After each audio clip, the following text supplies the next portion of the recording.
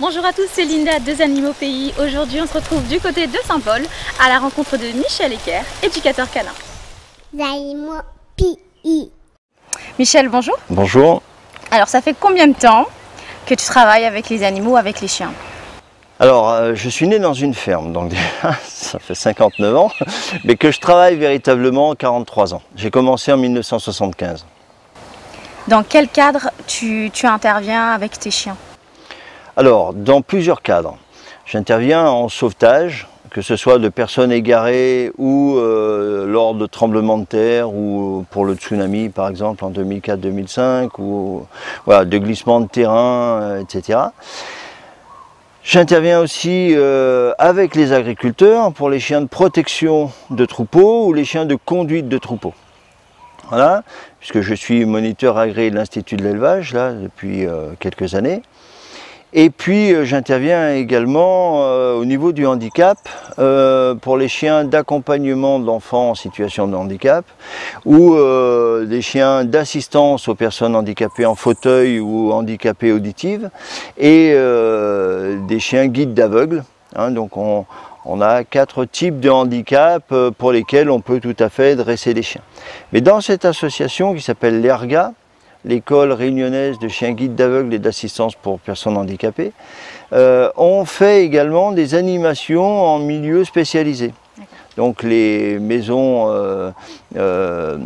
d'aide sociale, les EHPAD, les classes de CLIS ou les classes en primaire ou les classes d'Ulysse en collège, où on vient avec nos chiens et on fait des animations, ça s'appelle de la zoothérapie.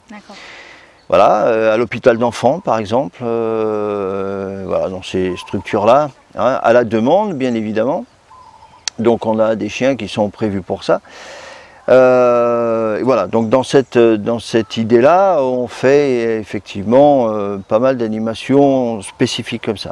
Après, dans un tout autre cadre, j'interviens aussi en capture d'animaux, parce que je suis capteur animalier pour au service de la DAF, des gendarmeries, des commissariats de police, des douanes, enfin ça dépend qui en a besoin.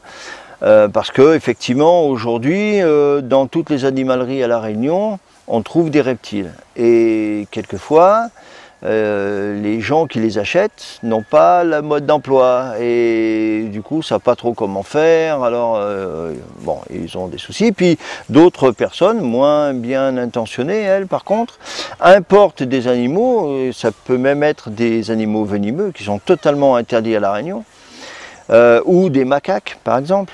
Ou voilà, enfin. Donc du coup, on m'appelle assez fréquemment pour aller capturer ces animaux-là, que je rends aux autorités, évidemment.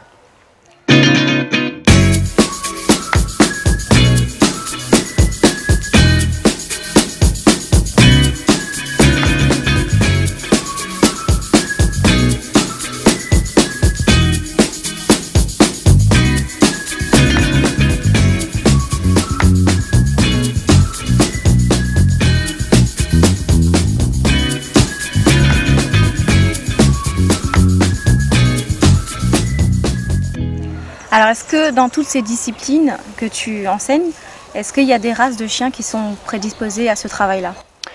Alors oui, pour la recherche, on va commencer par ça, tous les chiens de berger sont susceptibles d'être aptes à la recherche de personnes égarées ou au travail en décombre.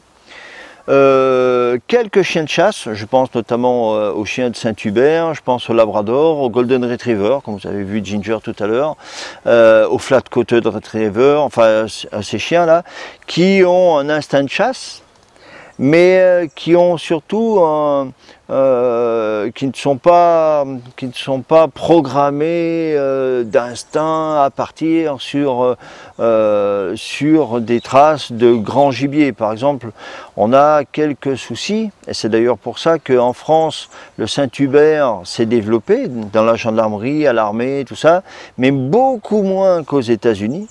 Parce qu'aux États-Unis, ils ont quelques temps d'avance sur nous au niveau du Saint-Hubert, parce que ça fait beaucoup d'années qu'ils utilisent des Saint-Hubert. Hein. Dans beaucoup de films, on voit des chiens de Saint-Hubert travailler à la recherche de mômes qui se sont perdus ou qui ont été enlevés ou je ne sais trop quoi. Et pourquoi? Parce qu'effectivement, chez eux, ça existe depuis longtemps et ils ont sélectionné des lignées ou qu'ils ont complètement dénaturé de la chasse. C'est-à-dire que ce chien-là peut croiser sur la piste de l'enfant perdu, il peut croiser une piste de cervidés ou de sangliers, et ben, il partira pas dessus, quoi. Alors qu'en France, on a encore des chiens qui sont très fixés sur la chasse, la grande chasse, au grand gibier. Et des fois, on a des spécimens où c'est compliqué, où même l'armée ou la gendarmerie stoppe le dressage parce que trop fixé sur la chasse, quoi.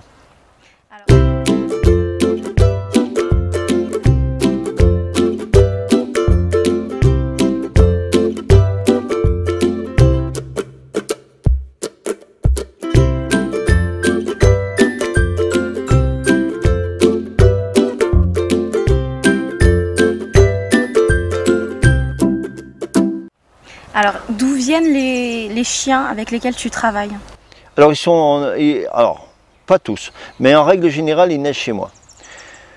Alors, je dis pas tous parce que forcément, ça fait 43 ans que je suis dans ce milieu-là et je connais beaucoup d'éleveurs.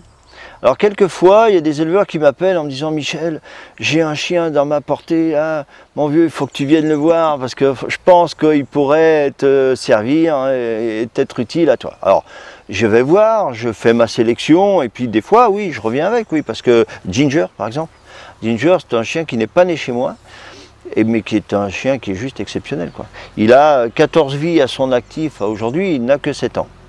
Et comment se passe donc la formation de ces chiens-là? Comment tu t'y prends? Avec beaucoup de patience et beaucoup de respect. Alors c'est important que je dise ça parce que souvent on pense que pour dresser un chien, il faut un collier à chaîne ou à clous avec une laisse et on crie très fort et machin. Et c'est pas vrai. Parce que le chien d'abord, il entend 6 ou 7 fois mieux que nous, que généralement quand on le commande on est à quelques centimètres ou même quelques mètres et qu'on n'a pas besoin de crier très fort, qu'il nous entend très bien, donc ça sert à rien de crier. Et puis comme avec les humains, quand on crie c'est parce qu'on ne maîtrise pas la situation et quand on ne maîtrise pas la situation on n'obtient rien. Voilà. Alors le chien il va reconnaître une seule chose, c'est un chef de meute digne. Alors je sais bien qu'il y a des études actuelles qui sortent sur le net où on dit il n'y a plus de chef de meute quand le chien rentre dans une famille, etc., etc. Moi je veux bien, moi je suis de l'ancienne école et le chien il a des instincts de canidé et un canidé ça vit en meute et que s'il n'a pas sa place dans la meute et il se passe un truc, il y a quelque chose qui ne va pas et lui il ne sait plus où il habite parce que, et du coup c'est comme ça qu'on a des chiens qui peuvent devenir dangereux parce qu'il ne sait pas. Alors donc comme il ne sait pas, ben, il dit je prendrais bien la place de chef. Du coup. Alors le seul moyen qu'il a lui pour nous dire qu'il est le chef, c'est avec ses dents. Nous on a plein d'autres méthodes, mais lui c'est ses dents. Et c'est pour ça que quelquefois ça ne se passe pas très bien avec les maîtres parce qu'ils n'ont pas compris ça. Alors sous couvert philosophique de vouloir laisser libre son animal dans son jardin, c'est très bien, mais la liberté comme pour nous, elle s'arrête là où commence celle des autres. Donc du coup, il faut quand même lui mettre un cadre, d'abord parce que lui, il en a besoin, et puis ensuite, ben, quand on aura besoin d'aller chez le vétérinaire, quand on invitera des gens à la maison, quand on ira se promener, c'est bien aussi de pouvoir rappeler son chien. D'abord, ça va lui sauver la vie, parce que vous voyez, là, si on part par là, on va traverser une route. Et si mon chien ne m'écoute pas, eh ben, il va se faire tuer. Et moi qui aime mon chien, je vais lui donner le minimum d'éducation pour pas qu'il se fasse tuer. C'est ça l'idée.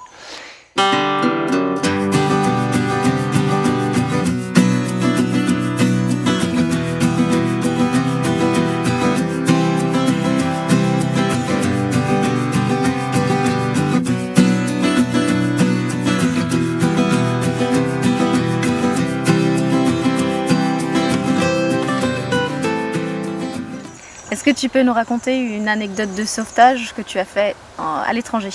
Oui, ah oui, c'était en Turquie. C'était en Turquie et alors, il n'est pas impossible que les larmes montent parce que à l'époque j'avais un fils qui avait 2 ans et mon chien a retrouvé un enfant, un garçon de 2 ans. J'ai mis moi, je suis rentré, donc il était dans une cavité, donc je suis rentré dans la cavité, parce que j'étais le plus mince du groupe, j'étais avec un groupe de sauveteurs militaires turcs. Je rentre dans le trou, je vais jusqu'au fond. Bon, la maman malheureusement était la sœur malheureusement était décédée. Du coup, le petit était à côté. Je récupère le gamin, je nettoie les yeux, il était vivant. Ouais, trop bien. Donc je le ramène en rampant, mais ça s'est écoulé sur 1h30. La rentrée, et là, entre le moment où je suis rentré dans le trou et le moment où je suis sorti, 1h30. Pourquoi? Parce que le petit était vivant, donc j'ai nettoyé les yeux, j'ai dégagé les voies respiratoires, je l'ai mis en sécurité sur le côté, mais derrière, j'ai préparé le terrain pour sortir les 2 autres victimes. Alors c'était sa sœur, sa grande sœur, et puis il y avait un monsieur, j'ai jamais compris qui c'était ce monsieur-là, mais bon. Et donc j'ai sécurisé pour qu'on puisse revenir les chercher, parce que on sauve les vivants d'abord, mais après il faut retourner chercher les victimes. Donc j'ai sécurisé ça, donc j'ai étayé tout l'endroit, et après j'ai sorti le bébé.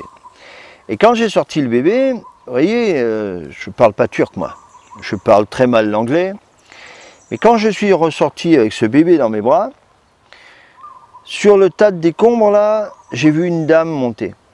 Et vous voyez ce moment là, où j'ai pris le gamin, elle m'a pas expliqué que c'était la maman, mais ça, il n'y avait pas photo, hein. Et où j'ai remis le môme dans les bras de sa maman, cet échange de regards là. Il n'y a personne qui pourra jamais, je l'avais prévu, il n'y a personne qui pourra jamais me l'enlever ça. Et on peut dire ce qu'on veut, on peut critiquer ce qu'on veut, mais ce moment-là, vous pouvez écrire 15 bouquins, vous l'exprimerez jamais comme vous l'avez vécu. C'est pas possible ça. Et du coup, il y a juste ce regard, ce geste de la tête, et elle est repartie bien sûr s'occuper de son môme, hein, c'est une évidence. Ça fait 2 jours qu'il était là. Donc on